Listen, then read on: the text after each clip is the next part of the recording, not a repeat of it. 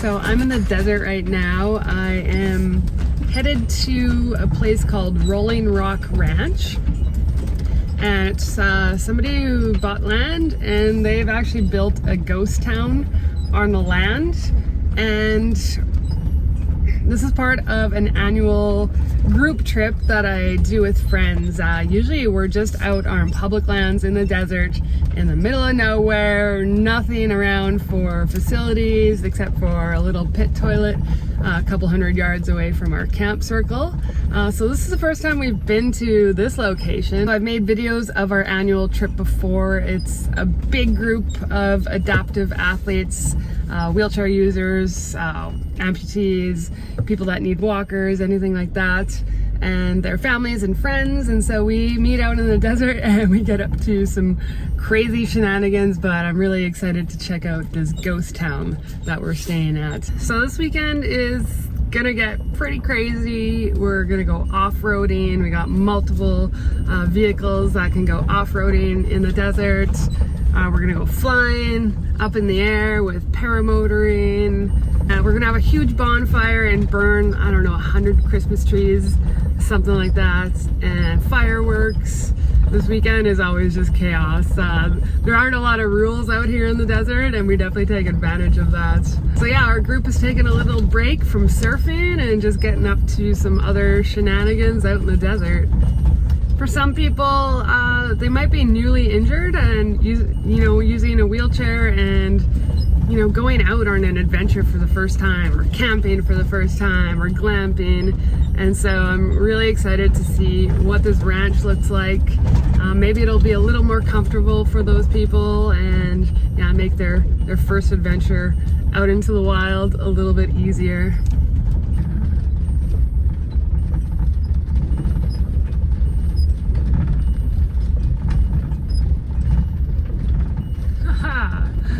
Looks like I'm the first to arrive. So I'm gonna go track down the owner and see if I can get a tour.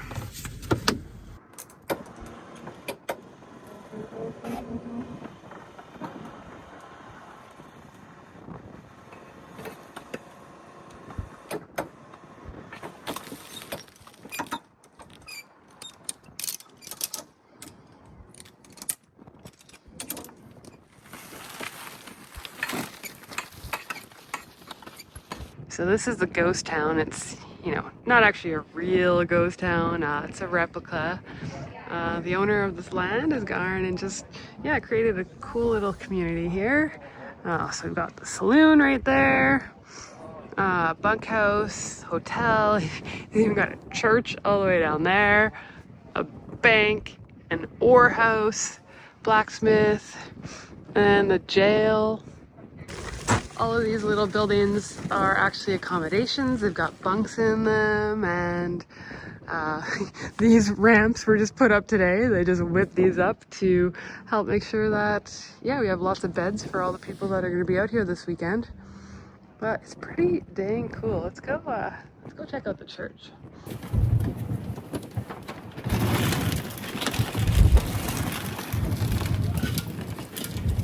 They have had all of this furniture donated. They got this from, an older church that was doing renovations. The owner was telling me all about this, and he had this dream of having a stained glass window, and he had his friend make it. And the cool thing about this is the sun actually rises right in that corner. I think that'd be really cool. And of course, he's got the desert scene and dirt bike all on the window. This whole place has so much beautiful furniture. Like, that is solid. They just don't build things like this these days. Go to IKEA, get a bunch of junk, but this is probably gonna last hundreds of years.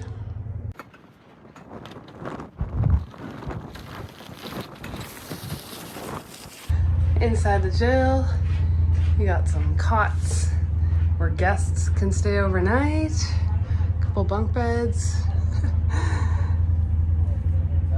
some wanted signs. Pretty cool. And we got bunk rooms down there, and this is the saloon. This place has everything, I tell you. It's even got a little cemetery where the owner's 2 dogs are buried, and just surrounded by the desert and the desert mountains. This is a really cool location. I'm so glad we're doing it here this year. And I'm so impressed with this little ghost town. Nick, the owner, has done a great job, even just putting some ramps out and making it more accessible for us. He started this property as a way to help military get out into the desert and have some fun. And we are the first group that isn't military that he's invited out. So I think we're gonna have a ton of fun, and I'm so glad because it's just so much easier for people that are coming out and don't have a campervan or overland vehicle like myself. And so they're going to be way more comfortable in the bunks, and having power and running water and lots of bathrooms that are accessible is just going to make life so much easier for everybody versus in the past years when we're just like in the desert with nothing but a pit toilet a couple hundred yards away. I look forward to this weekend every year. It's so amazing to see people with disabilities getting after it, getting out, being adventurous, trying new things. And of course, we couldn't do it without the support of the people that own the equipment that we're going to be riding, and people like Nick, the owner of the ranch, who opened up their property for us to have a bit more of a leisurely stay. This place is special, the people are special, and it's going to be an amazing weekend.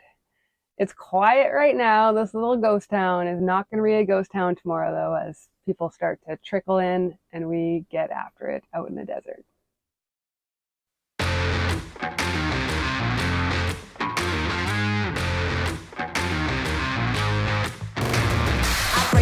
Just to buy it again and waste it with my fair with the friends crashing in the back of the Benz. No need to define it, that is what I is. High from the 50th floor, flying. Take a match at the door, we're dancing in the eye of the storm, and you wanna know if you've met me before. That's just my energy. That's just my energy. The monster inside of me. That's just my energy. That's just my energy. That's just my energy. The monster inside of me making it hard to breathe. That's just my energy.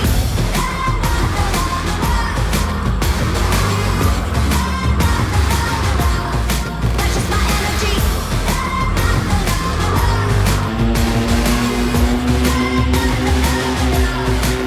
This city's a jungle. I'ma show you my teeth lying. Got a hunger to feed, I'm dying. For the hump of the feast, I want what I want and I need what I need. Stop, but I don't wanna stop till I drop.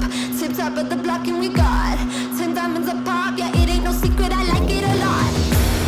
That's just my energy. That's just my energy. The monster inside of me. Well, that's just my energy. That's just my energy. That's just my energy. The monster inside of me making it hard to breathe. That's just my energy.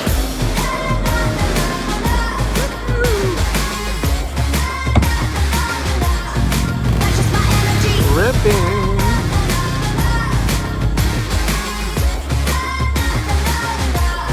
That's just my energy. I'm so elevated and I'm so hot, I can taste it. Crawl out of the basement, want the champagne, gonna take it. I'm so elevated and I'm so hot, I can taste it. Crawl out of the basement, want the champagne, gonna take it. That's just my energy. That's just my energy. The monster inside of me. Well, that's just my energy. That's just my energy. That's just my energy. The monster inside of me making it hard to breathe. That's just my energy.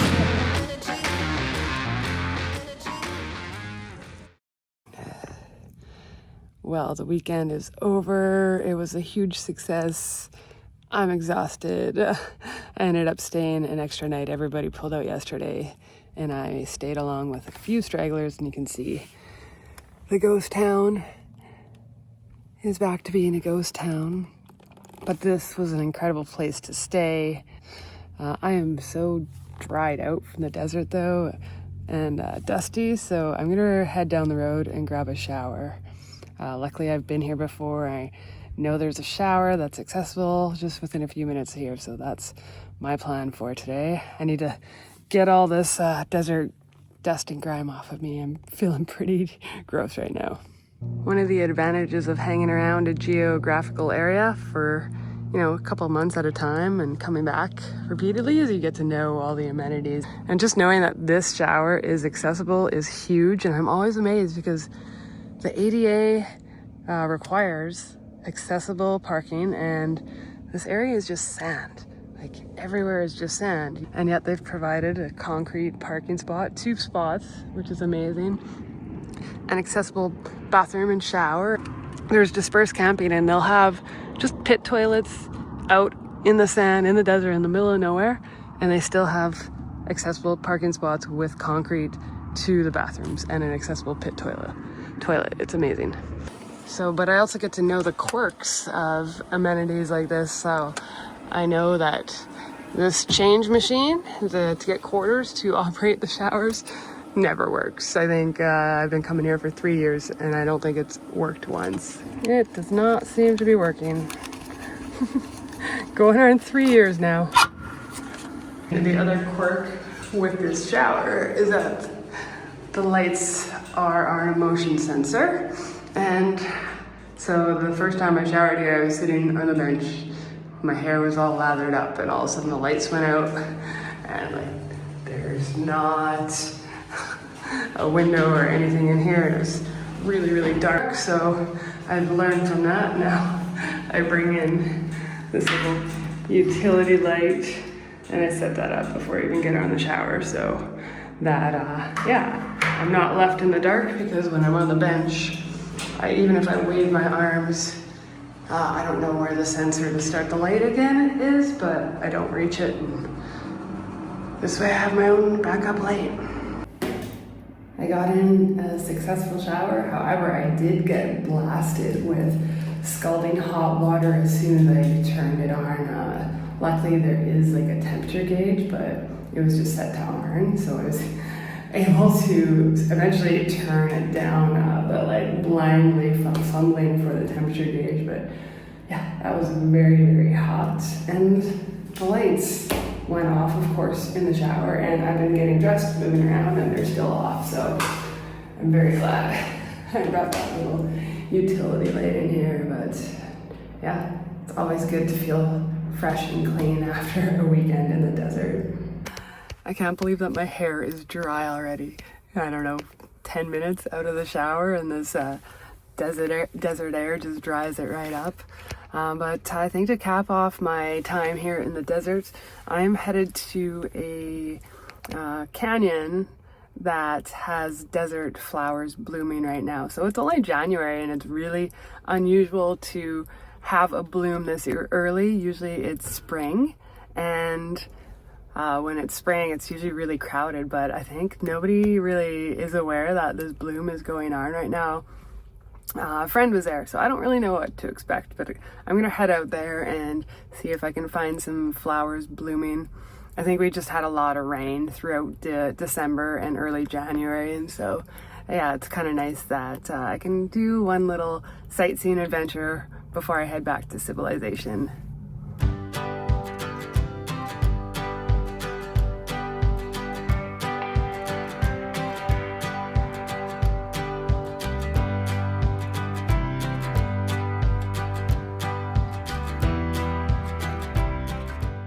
I was just driving by and I saw this weird thing, so I decided to pull in and check out what is going on here. I have no idea what this is. I don't know what this is called. It's not on Google Maps.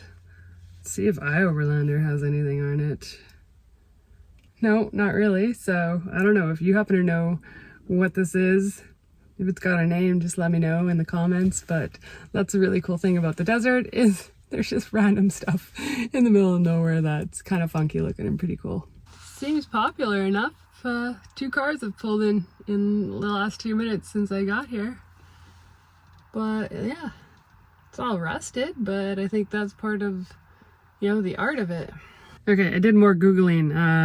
Apparently there's about 60 of these sort of sculptures all around like a 10 square mile area here in Borrego Springs. Oh man, there's like mammoths, camels, sloth. Yeah, it's kind of cool. Ooh, dinosaurs. I don't know if that's gonna show up. But yeah, that would be an interesting weekend, just to come out and explore all these different sculptures. Anyways, I'm hungry. I want to go check out the flowers and then make some lunch. I'm starting to see flowers just in the ditch here, like really bright, vibrant purple flowers.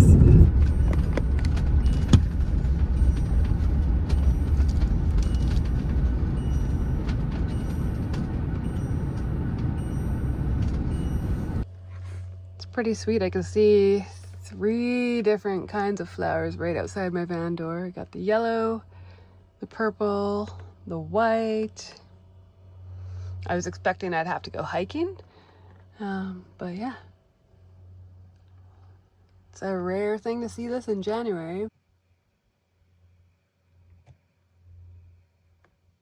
Before I started coming out here, I thought the desert just meant just sand dunes and those cacti with the arms. Yeah, as a Canadian, I never really understood that there's a lot of different desert settings, and so I've learned a lot on my travels, and never in my wildest dreams did I think there were colorful blooming flowers in the desert, but just goes to show that travel really opens your eyes to that. So it's been nice in the desert, but it's time to head back to the coast. Hopefully, if I get on the road, just gotta pee and get on the road quickly, I'll be able to catch a sunset over the ocean. Hope you enjoyed our wild weekend out in the desert. Don't forget to hype, like, comment, subscribe. Keep a wheel, everyone. We'll see you in the next video. See why we don't trust this man. So yeah, I'm glad we did that because you don't want to. Look, that's not going nowhere. Not going anywhere. You just gotta say that to make sure. Yep, just gotta stay there. If you don't say that, it's gonna could definitely come out. Oh. So the other little quirk with this shower, oh, it just happened actually, is that, oof, the lights are a motion sensor. Why own a corn? What the heck? So I don't even know how the subject came up. I don't really drink alcohol much these days, but we were talking about cocktails, and I brought up paralyzers, and people had never heard of a paralyzer, and that's a pretty standard drink back where I come from in Saskatchewan. I didn't realize it wasn't well known in other places, so I clearly had a few too many paralyzers back in the day. The owner, Nick, says he's got all of the ingredients to make a paralyzer in the saloon, so I think we're gonna go mix up some paralyzers, and I'm gonna introduce people to that. So 1 part vodka, 1 part Kahlua. Only 1 part vodka? 2 parts of milk, and then 4 parts of Coke. You add the milk last so it doesn't curdle, and this is a very Saskatchewan drink. I don't know why. 1 part Kahlua? They ain't got anything else to do up there. It's winter 7 months out of the year. This is what we do. Yeah. It has that drink from the north kind of that. Let's see. Gotta get John's reaction. I needed to see the cardiologist yesterday. It's pretty good. It's pretty good. It's pretty good. Yeah.